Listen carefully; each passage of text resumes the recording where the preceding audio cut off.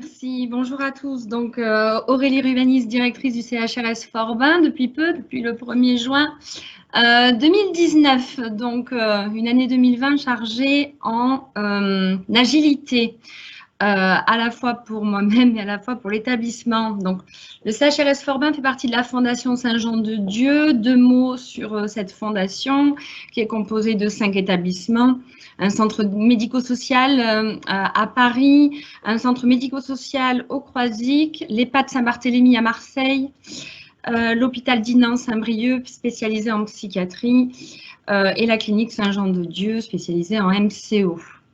Donc, en fait, l'ensemble des champs est représenté au niveau de cette fondation. Et effectivement, comme vous le disiez, Madame Meyer, je représente donc du coup le champ du social. Donc, changement de décor. L'établissement, pour quelques données de cadrage, le CHRS Forbin accueille en son sein chaque jour 283 hommes isolés majeurs depuis 1896. 2 dispositifs sont à l'œuvre. Un dispositif insertion, spécialisé en réinsertion sociale, d'une capacité de 35 lits. Et un dispositif urgence d'une capacité de 248 places, un dispositif centré essentiellement sur la mise à l'abri. Les horaires d'ouverture de ce dispositif en temps habituel, avant période de crise, s'organisent entre 14h et 9h le lendemain matin. La durée de séjour de chaque hébergé est de 15 nuitées, sous l'orientation ou sur l'orientation du 115, exclusivement. Les missions de l'établissement sont l'accueil, l'hébergement, l'insertion au travers d'un accompagnement de ces près de 300 hommes. Pour ce faire, nous avons un effectif de 53 ETP. Le financement, c'est la DRDGRCS, un petit peu d'ARS et un petit peu de Ville de Marseille. Alors, le propos qui va suivre va se centrer sur le CHRS et sur la notion de mise à l'abri.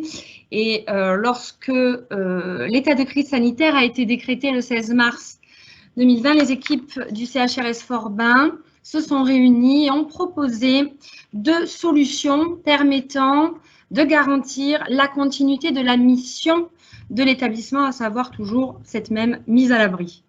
Ils ont proposé, et nous l'avons fait, l'accueil 24 heures sur 24 des 300 hommes, afin de proposer à chaque usager accueilli la possibilité de se confiner, comme la totalité, finalement, des Français, dont l'activité, de quelque nature que ce soit, n'était pas nécessaire et indispensable à la survie du pays. Le deuxième élément fort, ça a été le gel des places que nous avons sollicité auprès de la DRDGRCS afin de garantir et de sécuriser les usagers et les professionnels dans cette période de turbulence. C'est 2 mesures importantes et 2 mesures co-construites véritablement sous la direction des équipes.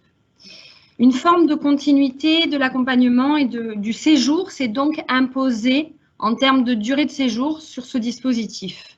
N'échappant pas à la règle, un certain nombre de salariés du CHRS a dû rester à domicile, comme les autres champs, soit pour garde d'enfants, soit pour Covid, on va en parler, mise en place du télétravail pour les personnes à risque, arrêt maladie par peur, parce que cette peur a bien existé. Donc la situation était très, très, très anxiogène. Donc, un mode partiellement dégradé s'est mis en place, surtout sous le fait de la mise en place du télétravail. Donc, on a mis en place des contrats de surcroît d'activité pour assurer le service restauration le midi, puisque ça, nous n'avions pas l'habitude de le conserver pour les 300 hommes, et au niveau de l'entretien. Il est à noter que le volume de repas a doublé sur la période Corona, sans compter la nécessité de renforcer les mesures d'hygiène et la mise en place des recommandations en termes de gestes d'arrière dans un établissement où 300 hommes allaient et venaient entre la rue et l'établissement. Car quoi qu'il en soit, nous n'avons pas dérogé à cette mission, on accueille, mais on n'enferme pas. Donc, d'où la difficulté d'arriver à allier les recommandations, les peurs et la continuité de l'accompagnement. Alors, à situation exceptionnelle, organisation exceptionnelle. Le mode gestion s'est imposé au bénéfice d'une sécurisation de tous. Les missions des équipes professionnelles ont dû se réorienter, voire se réinventer durant toute la période. En cela, la période de crise constitue une opportunité de re-questionner la réalité de l'usager du dispositif urgence au travers un lien social retrouvé et réciproquement pour l'ensemble des équipes de professionnels exerçant dans l'établissement. Cette période extraordinaire a permis de mettre en évidence la notion de capacité. En effet, durant ces près de 3 mois, voire un peu plus, parce que nous, le déconfinement, on l'a mis en place véritablement au mois de juillet, nous y reviendrons, usagers et professionnels ont partagé la même réalité, celle de la confusion. La confusion alimentée par toutes les fausses rumeurs, les informations, tout azimut de tous les circuits d'information nationaux. Donc, la réalité de la confusion, de la peur, de l'inconnu, avec cette nécessité prégnante de se protéger. Pour autant, au travers de cette zone de turbulence, une forme d'entraide, une capacité à proposer et à essayer de nouveaux modes de fonctionnement et d'organisation a émergé.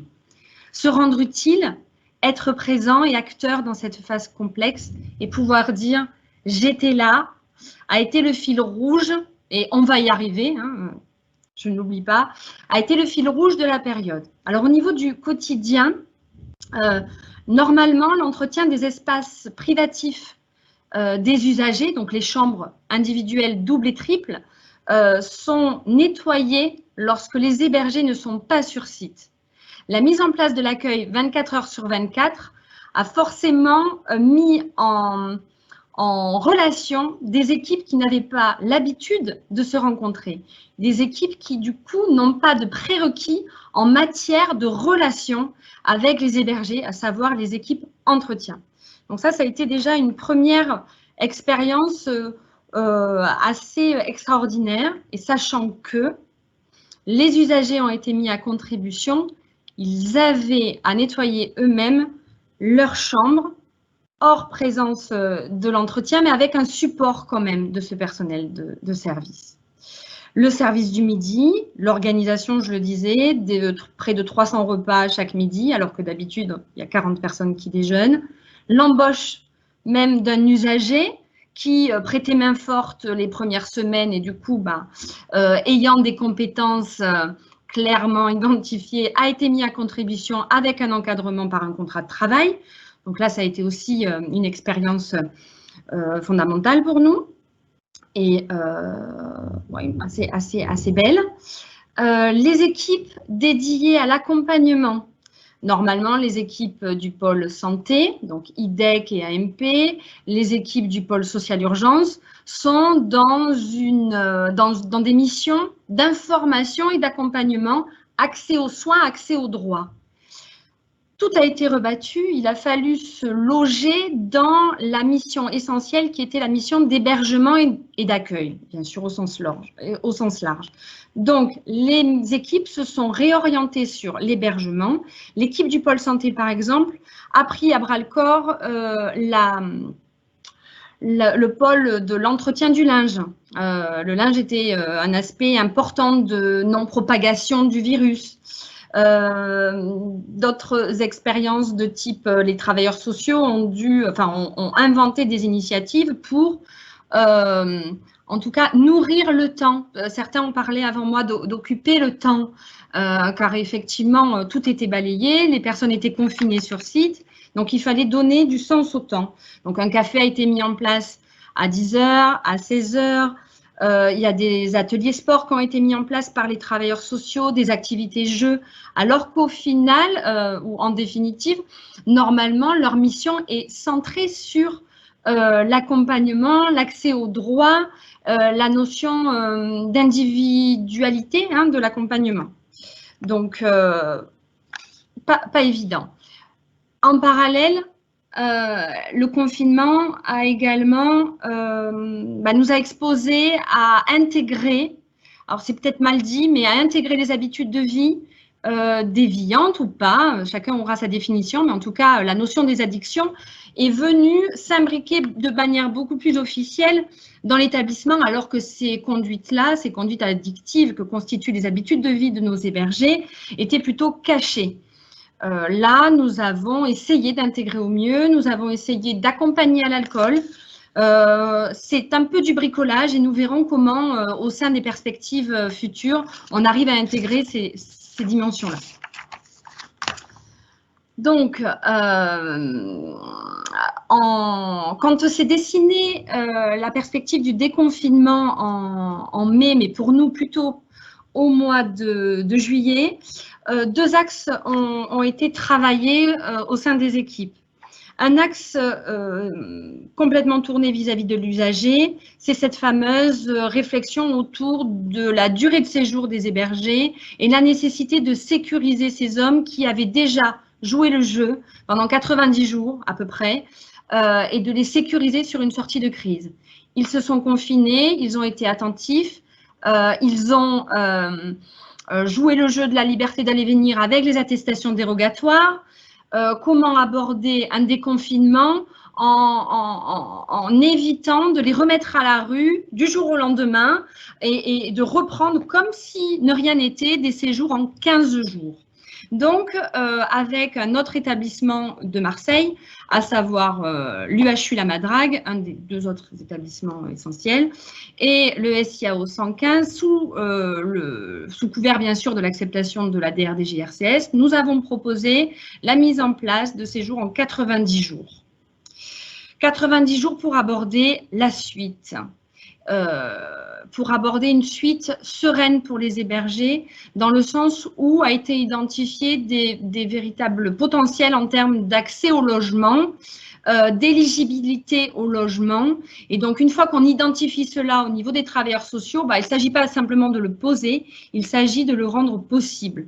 Le rendre possible, néanmoins, ça ne veut pas dire que nous avons dans nos mains la capacité d'offrir un logement en sortie de séjour à nos hébergés. Par contre, nous avons la capacité de leur proposer d'être maintenus au sein de notre établissement le temps que des propositions de logement en insertion ou à DOMA, résidence sociale, puissent se faire au jour. Cette demande a été entendue, nous l'avons expérimentée pendant 3 mois et aujourd'hui, nous sommes en train de mettre en place un deuxième volet de cette expérimentation en déterminant des nombres de places fléchées 90 jours et des nombres de places pouvant absorber la dureté de la vie de nos usagers, à savoir la mise à l'abri continue et donc la nécessité de pouvoir leur proposer soit un hébergement sur Forbin, soit un hébergement sur la Madrague. En parallèle, la question des salariés, bien sûr, et des équipes a été essentielle. Comment aborder la sortie de crise, sachant qu'effectivement, tout un volet émotionnel a été largement mobilisé pour accompagner la crise sanitaire et accompagner nos usagers.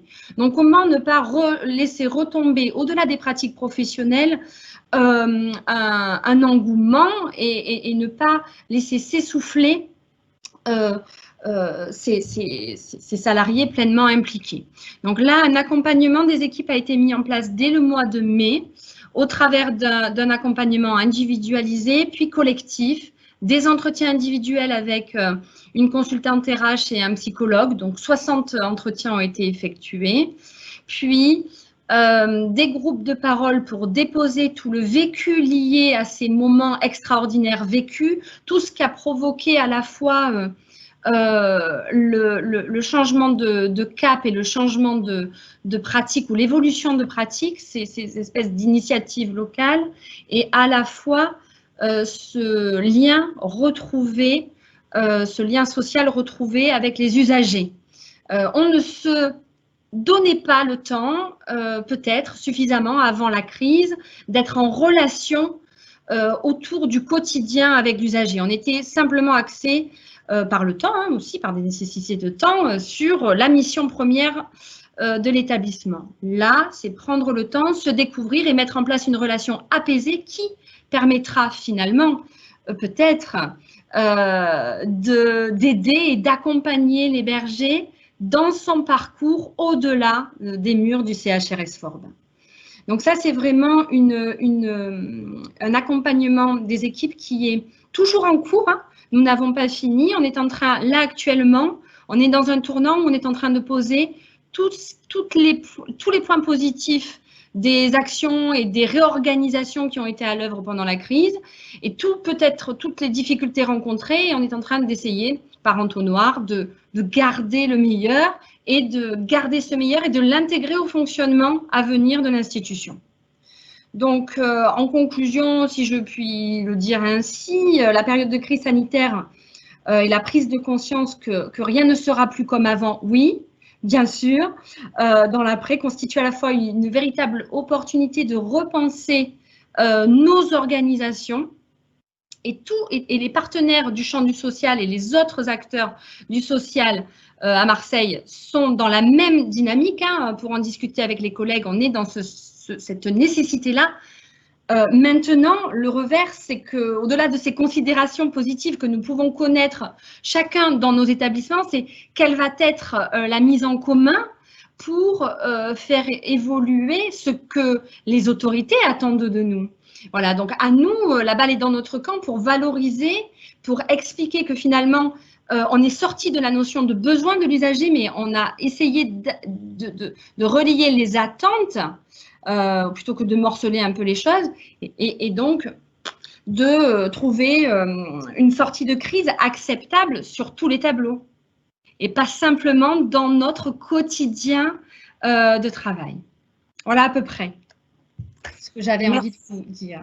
Merci beaucoup Aurélie Rubanis pour ce retour d'expérience extrêmement riche. Ça nous a permis effectivement de comprendre la réalité de terrain dans le secteur du social et de voir que toute cette période est riche de réflexion, à la fois sur l'adaptation aujourd'hui, mais aussi pour demain. Et je crois que ça, c'est très intéressant que vous le posiez dès aujourd'hui, même si on n'a pas encore des perspectives extrêmement précises. En tout cas, on lance la réflexion, on lance les échanges. Ça revient à ce qu'on disait tout à l'heure avec Bertrand Ravon, la nécessité de parler, d'échanger, de pouvoir aussi co-construire la suite. Donc, un grand merci à vous.